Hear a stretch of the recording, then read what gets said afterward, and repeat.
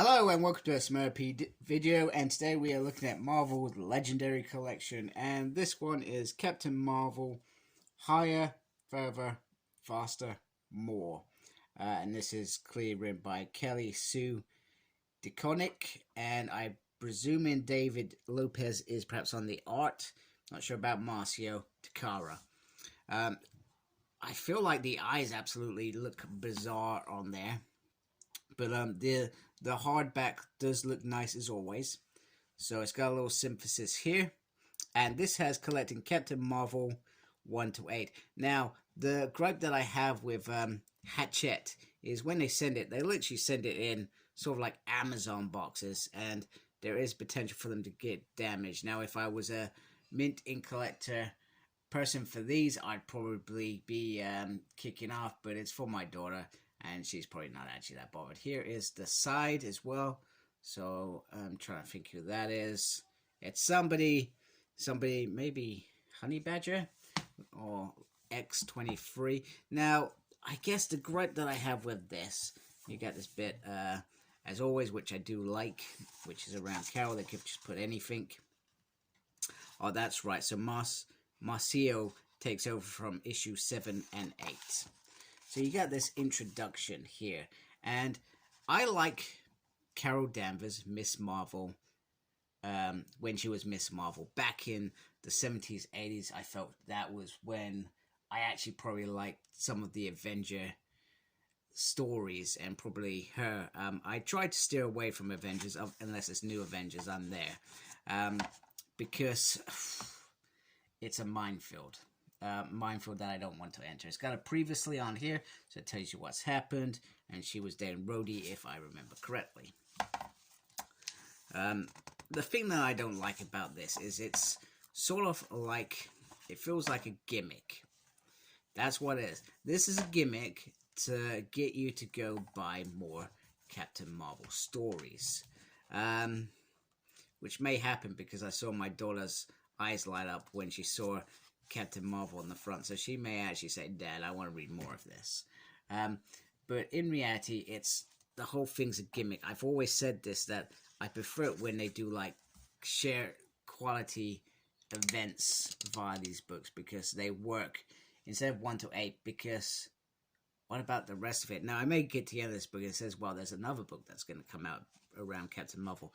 I'm not sure how big her run was, and the fact that there's an omnibus coming out at some point for Captain Marvel makes me think, actually, she might have a big stint. But I don't know. And apparently this is meant to be a really good run. A really good run. I've heard some good things about this, but I don't know any of it. And then we've got Crafting a Legend. So it gives you some of the history of Miss Marvel. And little facts and figures, which is quite cool about her powers and stuff. And then sort of like a timeline, etc., which is pretty cool. This is the stuff that I like right there. On Kenny X-Men, that's when I really liked her, when she was binary, when she came back.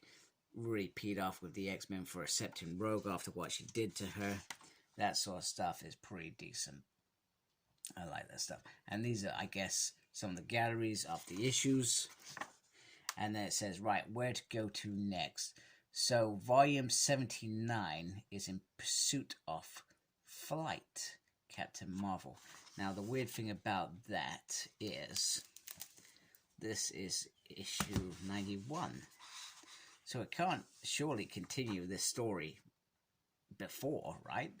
That makes no sense. So, is this the previous part of her? I don't know.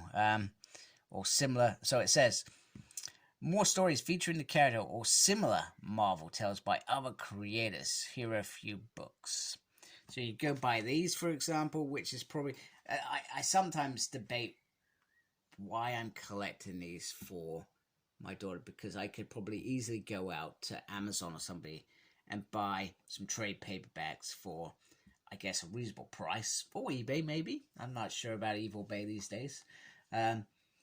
And I could look at a run and say, right, let's get this run and read this run. This might be really cool, for example. That may work. So there's got to be a real debate on why you collect it. So you actually collecting this. I want to hear from you guys. Tell me if you're actually collecting it. Tell me what you think. I mean, it is a nice, beautiful book. I'm not going to deny that. I just don't like the fact that it's almost half-hearted. So you give us a taste of it, but you don't give us all of it. But it's also Marvel's Legendary Collection, so it's picking up some of those main characters and saying, here are some stories about this character, or an arc about this character, and if you like them, go find some more stuff about them.